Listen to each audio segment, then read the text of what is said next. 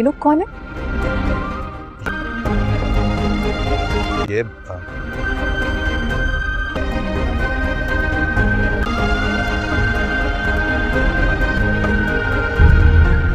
नाराज हो? मैं तुमसे क्यों नाराज हूँ? हमारे लिए भी अब्दुल रहमान को उन्हीं लोगों में शुमार होता है। ये बात अलग है। ये खुशबू से पहचान लेती हूँ। तुम्हारी तरफ नजर भर कर देखती हूँ तो ऐसा लगता है जैसे किसी की चीज चुरा रही हो। प्लीज मेरी तरफ देखो तो सही। किसी के खुलूस का मजाक उड़ा रही, किसी का भरोसा तोड़ रही। तो जिंदगी बर्बाद कर दी तुम्हारी। करीब होने के बावजूद कुछ अपने गैरों से भी ज्यादा गैर होते हैं, बहुत फासले पर रहते हैं। वक्त ने तुम्हें कहानी बनाना भी सिखा दिया। बहुत अच्छा अब्दुल रहमान। कि तुम्हारा कोई कजन है, तुमने मुझे बताया ही नहीं। तो तुम्हारा बहुत अच्छा दोस्त भी है, अपने बीवी और बच्चे को छोड़कर बिल्कुल अनजान बन जाता है। मैं तो तुम्हारे बगैर एक पल नहीं रह सकती। अपने हस्बैंड के बगैर कैसे रह रही है? इससे भला कौन अजीब लड़की है जो तो रह रह के तुम्हारे हस्बैंड पे गुस्सा आता है।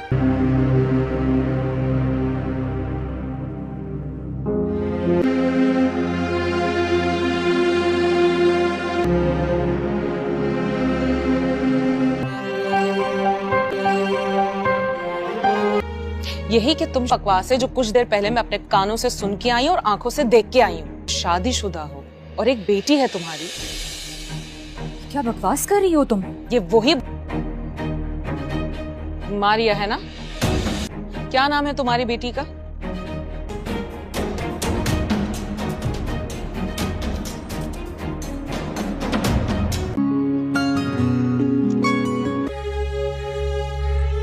ठीक।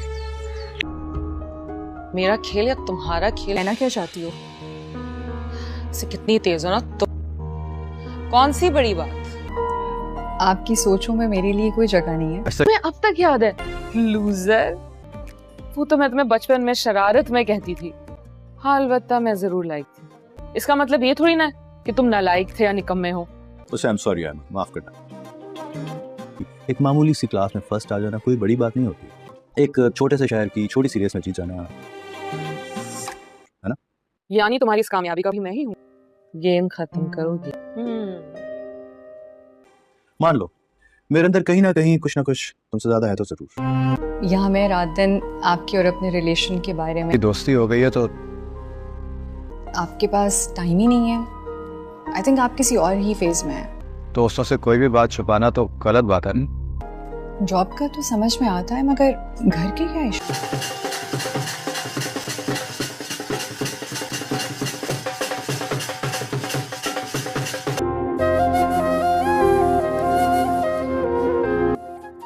अगर तुम ना आती ना आज, मैं तो तुमसे नाराज हो जाती। अरे वो तुम पहन के नहीं आई अपना सोने का। तुम्हें पता है इन सबको ना तुमसे मिलने का बड़ा शौक है जी। लड़कियों के लिए मोहसिना तुम ही कुछ समझाती कि वो पहन के आ। जी अगली बार जरूर पहन कर आऊंगी। जरूर पहन के आना। आयशा, फातिमा इधर आओ, जल्दी आओ, तुम्हें मिलवाऊं। अस्सलाम वालेकुम अस्सलाम। बहुत बहुत मुबारक हो आपको।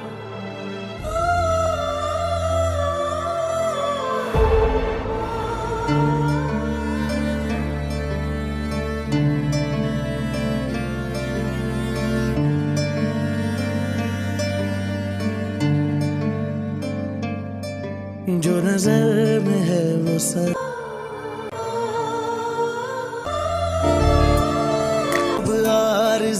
जी अच्छा। ये रिस्पॉन्सिबल इंसान तो इस काबिल नहीं है कि तुम आप सिर्फ एक गाड़ी लौटा दें, मेरी बड़ा एहसान होगा।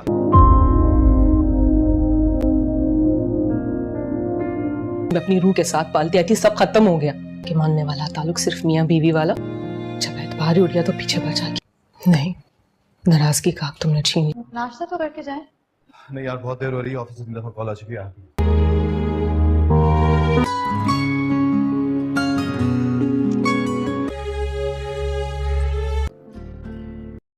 सीरियल महशर में आप देखेंगे कि आयमा जो है उसने अब्दुर्रहमान को कॉल की और कहा कि वो जल्दी मुझे मिलने आए क्योंकि मैं बहुत ज़्यादा उदास रहने लगी और बहुत ही ज़रूरी काम है जो तुम्हें बताया, तो मैं इस बोझ तले बिल्कुल भी नहीं जी सकती। इस तरह अब्दुर्रहमान उसे कहता है कि ऐसा कौन सा काम है जो तुमने मुझे बताना है, और अभी तो मैंने कोई फ़्लाइट वगैरह भी बुक नहीं करवाई, और अगर इतना ही ज़रूरी काम था तो तुम मुझे कल बता देती, मैं फ़ौरन आ जाता। तो आयमा उससे कहती है कि मैंने अभी भी आपको काम बता दिया, अगर आप आना चाहते हो तो ज़रूर आइएगा और इस दफ़े इनकार मत कीजिएगा क्योंकि मैं इनकार बिल्कुल भी बर्दाश्त नहीं कर पाऊँगी। इस तरह वो उसके पास आता है और कहता है कि मैं तुमसे कुछ ज़रूरी बात करनी थी। वो कहती है कि हमारे दरमियान जो पहला रिश्ता था वो ख़त्म हो चुका है, पहले भी तो तुम मुझे मजबूरी के तहत छोड़कर जा चुके हो। तो वो उससे कहती है कि तुम मुझे किस काम के लिए बुलाया, क्या तुम मुझे बताना पसंद करोगी। तो ज़हारा अब्दुर्रहमान जो है बहुत गुस्से में होता है, लेकिन उसकी बीवी आमिर कहती है कि पहले तुम आराम करो, बहुत लंबे सफ़र से आए हो। तो अब्दुर्रहमान उसको तंज करता और कहता है कि सफ़र तो बहुत ही लंबे हो चुके हैं, तो क्या इसलिए अपने घर वालों के लिए फ़िक्रमंद होना छोड़ दूँ। उसे अपनी बेटी आमना और फ़ारिस बीवी की बहुत ज़्यादा याद आ रही होती है। उसे लगता है कि वो कहीं इधर आकर उन लोगों को सच्चाई का पता ना चल जाए। इस तरह मानी जब उसको देखता है तो मानी कहता है कि तुमने मुझे बताया नहीं कि तुम यहाँ आए हुए हो, बंदा एक कॉल करके बता ही देता है। मैं तो एमन से मिलने आया था, मुझे क्या पता तुम भी घर पर ही होगे। इसी तरह वो अब्दुर्रहमान मानी से कहता है कि मुझे एमन ने बुलाया है कोई ज़रूरी बात डिस्कस करने के लिए, मैं बस इतनी देर यहाँ पर रहने के लिए नहीं आया। अगर मेरी बात आज ही मैंने पूछ ली तो मैं आज ही चला जाऊँगा। इस तरह आप इंटरेस्टिंग सीन देखेंगे कि महानी बहुत ज़्यादा जेलस हो जाता है क्योंकि उसे लगता था कि जब उसको छोड़कर जाएगा तो मैं उससे शादी कर लूँगी, लेकिन उसका प्लान तो धरा का धरा रह गया। और अब तो उनके मियाँ बीवी में जो तल्लुकात ख़राब थे वो भी ठीक होने की कोशिश कर रहे हैं। इस तरह वो अकेली बैठी होती है तो अब्दुर्रहमान उसे कहता है कि मैं कब से तुम्हारा वेट कर रहा हूँ खाना खाने के लिए और तुम खाना खाने क्यों नहीं आई। तो आमिर उससे कहती है कि मुझे बिल्कुल भी भूख नहीं है, आप जाकर खा लो। अगर मुझे भूख होती तो मैं तब भी आपके साथ नहीं खाती, क्योंकि पहले भी आप अकेले खाते थे, अपनी बच्चों के साथ ही खाते थे, तो जाकर खाएं। तो अब्दुर्रहमान की वही बात नहीं सुनती। तो अब्दुर्रहमान को बहुत ज़्यादा गुस्सा आता और कहता है कि क्या तुम मुझे अब बताना पसंद करोगी कि तुमने मुझे यहाँ किसके लिए बुलाया है। तो वो कहती है कि तुम्हें किसी से मिलवाना है, तुम्हारी कोई इमानत है मेरे पास, अगर तुम भी उसे देख लोगे तो ताकि मैं सुकून से मर सकूँ, मेरा बेटा रोल ना जाए। तो अब्दुर्रहमान ज़हरा को बुलाती है आयमा, और ज़हरा जब उसके करीब आती है और कहती है कि जाकर मीर अब्दुल्ला को लेकर आओ। तो साइम जो है जब ये नाम सुनता है अब्दुर्रहमान के लड़के का कि वो बड़ा है या छोटा है, इसके लिए मुझे ऐमन छोड़ने की कोशिश कर रही थी। तो जब वो उस बच्चे को देखता है तो बहुत ज़्यादा हैरान होता है। तो अब्दुल्ला अपने पापा अब्दुर्रहमान से कहता है कि मैंने पहले भी आपको कहीं देखा है। तो अब्दुर्रहमान उसकी तरफ देखकर अहमद से पूछता है कि ये बच्चा कौन है, क्योंकि मैंने इसे इस घर में पहली दफ़ा देखा है।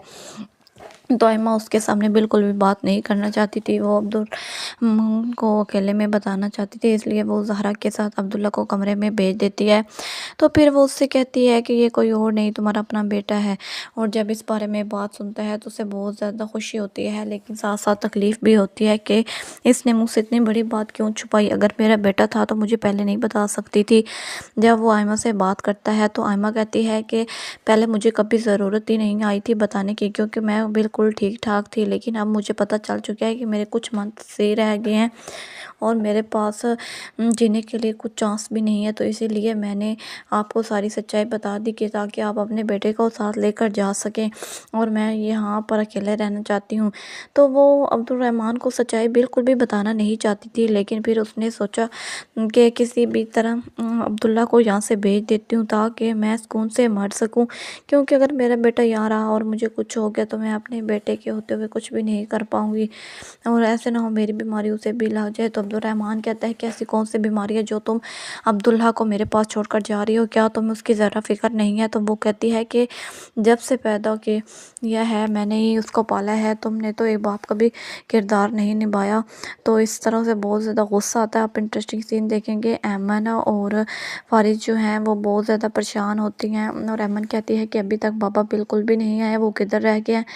और आप इंटरेस्टिंग सीन देखेंगे कि फारिज का जो दोस्त है वो कहता है कि ऐसी भी क्या इमरजेंसी थी कि पार्टी छोड़कर वो जा चुका है, अगर इसी जगह मेरी बीवी होती और मैं ऐसा करता तो उसने तो मुझे ज़िंदा भी नहीं छोड़ना था और तलाक लेकर अलहदा हो जाना था। आप देखेंगे कि वो अमन को उसके मियाँ के ख़िलाफ़ भड़काने की पूरी कोशिश कर रहा है फारिस को, तो लेकिन वो भी उसे बहुत ज़्यादा प्यार करती है, उसे बिल्कुल भी बातों में नहीं आएगी। इस तरह आप इंटरेस्टिंग सीन देखेंगे कि अब्दुल रहमान को जब पता चलता है कि अमन को कौन सी बीमारी से बहुत ज़्यादा तकलीफ़ होती है, तो वो मानी से कहता है कि तुम्हें भी उसकी बीमारी का पता था तो तुमने मुझे क्यों नहीं बताया, अगर तुम मुझे बता देते तो तुम्हारा कौन सा हर्ज होना था। मानी अब्दुल रहमान से कहते हैं कि उसने मुझे कभी नहीं बताया, ये बात उसने अपने चचा चाची से भी नहीं की तो मुझसे क्या करती, तुम्हें पता तो हो वो चचा जान की तरह कभी भी अपनी बातें दिल से बाहर नहीं निकालती। इस तरह अब्दुल रहमान को बहुत ज़्यादा तकलीफ़ होती है, कहता है कि मेरी बीवी को मेरी कितनी ज़रूरत थी और मैंने आज तक उसका कोई भी ख्याल नहीं रखे कि आप पैसे भेज देने से सारा कुछ हो जाता है। इस तरह उसको बहुत ज़्यादा दुख होता और कहता है कि ये मैंने क्या कर दिया, अगर मैं उसके साथ होता तो उसे इतनी तकलीफ़ का सामना ना करना पड़ा था। इस तरह उसके बाबा उसे साथ ले जाते हैं तो अमन वापस जाने लगती है, तो अब्दुल रहमान कहता है कि तुम भी मेरे साथ चलोगी, तुमने भी यहाँ अकेले नहीं रहना। अब्दुल रहमान अब्दुल्ला और उसे लेकर चलता जाता है तो उसे ये नहीं पता होता कि उसके घर पर क्या हंगामा होने वाला है। वो अपनी बीवी को कुछ नहीं बताता, अपनी बीवी से छुपा कर रखता है कि ये उसके दोस्त की बीवी और बच्चा है, लेकिन सच्चाई नहीं बताता। तो फ़ौरन जो है वो अमन से कहती है कि कैसा तुम्हारा शौहर है, अगर मेरा शौहर एक मिनट भी घर से बाहर है तो मुझे चैन की नींद नहीं आती, लेकिन तुम कैसे जो पागलों की तरह हमारे घर रह रही हो। लेकिन आप इंटरेस्टिंग सीन बहुत जल्द देखने को मिलेगा कि जब फाज को इसकी सच्चाई का पता चलेगा तो वो बहुत पछताएगी और इस तरह वो अपनी बेटी को लेकर अलहदा हो जाएगी। फिर इस अब्दुल रहमान के पास पछताने के अलावा कुछ भी नहीं होगा, लेकिन अमन को जो भी बीमारी है उसकी ख़त्म हो जाएगी और उनका बेटा माशाल्लाह उसकी भी बहुत ज़्यादा तारीफ़ करती थी अमन और उनकी आपस में दोस्ती हो जाएगी। इस तरह में ड्रामा खत्म।